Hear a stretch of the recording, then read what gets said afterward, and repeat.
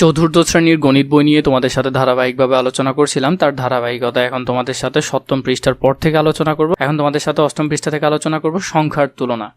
প্রতিটা বিষয় আমরা খুঁটিনাটিভাবে বোঝার চেষ্টা করছি, যাতে পুরো বইটা তোমরা এখান থেকে সমাধান নিয়ে নিতে পারো, অন্য কোনো জায়গা থেকে যাতে তোমাদের পড়তে না হয়, তাই আমি তোমাদেরকে সুন্দর করে গোছালো আকারে দেওয়ার চেষ্টা করছি।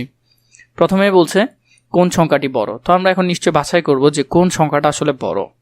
এখানে আমাদেরকে দুইটা সংখ্যা দিয়েছে, দেখো 4,85,000, এটা হলো 4,85,000 আর এটা হলো 4,28,000। এর মধ্যে কোনটি বড়? আমরা তৃতীয় শ্রেণীতে 5 অঙ্কের সংখ্যার তুলনা করতে শিখেছি। তৃতীয় শ্রেণীর পুরো বই নিয়েও আমি তোমাদের সাথে আলোচনা করেছিলাম গত বছর, মনে পড়েছে?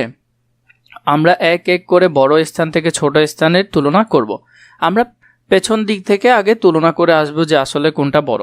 প্রথমে দেখো লক্ষ্য স্থানের অঙ্ক দুটি আমরা এখান থেকে তুলনা করে যাব যে আসলে কোথায় গিয়ে বড় হয়, সেটা আমি তোমাদেরকে খুবই সুন্দর করে বোঝানোর চেষ্টা করব। দেখো, প্রথমে তুমি তুলনা করবে, আগে দেখে নিবে যে ঘরগুলো সেম কিনা।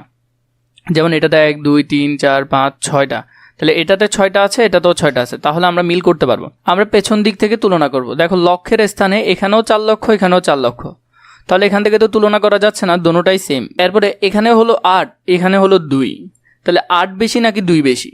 নিশ্চয়ই 8 বেশি, তাহলে এই সংখ্যাটা নিশ্চয়ই কী হবে? বড় হবে।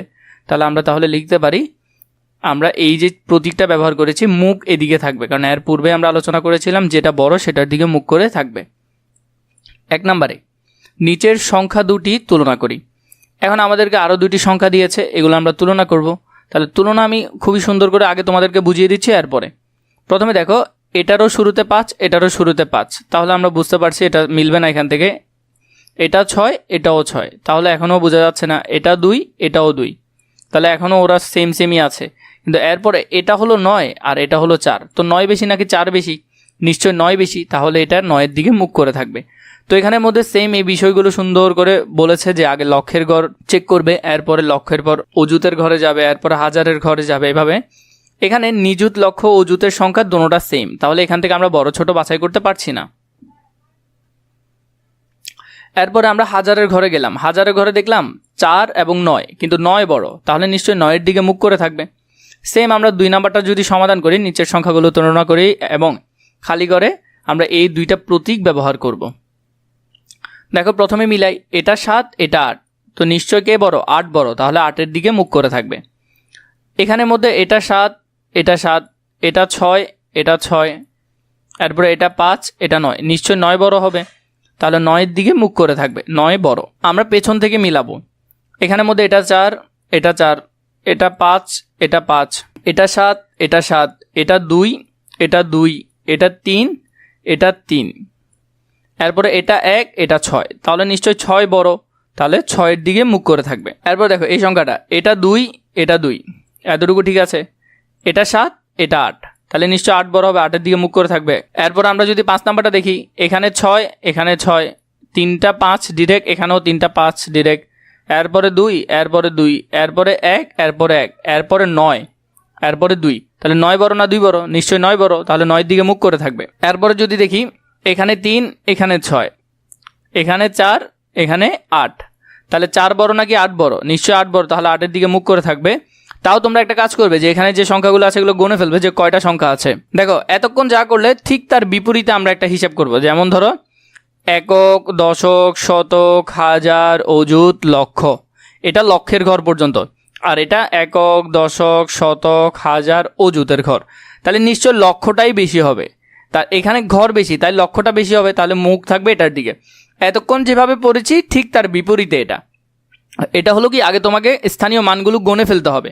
গণে ফেলার পর এই দেখো, আমরা স্থানীয় মানগুলো যদি এখানে বসাই, তাহলে দেখা যাচ্ছে যে এই স্থানীয় মানগুলো কম, এখানে বেশি, তো যেখানে বেশি নিশ্চয় সেটা তো বড়ই হবে, তাহলে এটার দিকে মুখ করে থাকবে। এরপরে বাহ, তাই তো, এখানে অঙ্ক সংখ্যা ভিন্ন, স্পষ্ট বোঝা যাচ্ছে। তাহলে এই সংখ্যা দুইটার মধ্যে কোনটা বড়? নিশ্চয়ই এই সংখ্যাটি বড় এটার তুলনায়। তাহলে এখানের মধ্যে ওরা সুন্দর করে লিখলো সেম বিষয় যেটা আমরা দেখলাম, যেটা বড় সেটার দিকে কি করে থাকবে? মুখ করে থাকবে। এরপর দেখো এখানের মধ্যে আমাদেরকে বলেছে যে এই যে সংখ্যাগুলো আছে এগুলো লিখতো। দেখো এটা হলো কত? একক, দশক, শতক, হাজার, অযুত, লক্ষ, এটা 1 লক্ষ, এরপরে 2 লক্ষ, তাহলে 1 লক্ষর আগে এখানে নিশ্চয়ই কি হবে? এখানে দেখো 10,000, 1 লক্ষ, 20,000, 30,000, 40,000, 50,000, 60,000, 70,000, 80,000, 90,000, 2 লক্ষ। প্রতি ঘরে 10,000 করে করে বাড়তেছে। তাহলে এখানে যদি হয় প্রথম ঘরে 10,000, 20,000, 30,000, এ ঘরে হবে কত হাজার? 40,000। তাহলে এ ঘরে কত হবে? 40,000। 40-এর পর এখানে হবে 50, এরপরে 60, 70, এভাবে করে 1 লক্ষ। 1 লক্ষর পর 10 ঘর পরে 2 লক্ষ, এরপরে 3 লক্ষ। তো 3 লক্ষর পরে দেখো 3,10,000, 3,20,000, 3,30,000, 3,40,000, 3,50,000, 3,60,000, 3,70,000। তাহলে 3,70,000। আশা করি বুঝতে পারছো। যে সংখ্যায় অঙ্কের সংখ্যা বেশি সেটি বৃহত্তর। প্রথমে আমরা এভাবে তুলনাটা করব যে কোথায় ঘর বেশি, যে সংখ্যার মধ্যে যে অঙ্কের মানগুলো আছে যেটাতে মান বেশি থাকবে সেম এটার মতো, এই যে এখানের মধ্যে যেটাতে মান বেশি সেটাই বড়। প্রথমেই আমরা এভাবে মিলাবো, পরে মিলাবো কিভাবে? অঙ্কের সংখ্যা যখন সমান থাকে, দেখতেছো যে সমান মানে উপরেও 10টা নিচেও 10টা, তাহলে আমরা কি করব? যে সংখ্যা বৃহত্তর স্থানের অঙ্কটি বড় সেই সংখ্যাটি বড়, মানে আমরা পেছন থেকে যাব, যেটা শুরুতে বড় পড়বে সেটাই কি হবে? বড় হবে।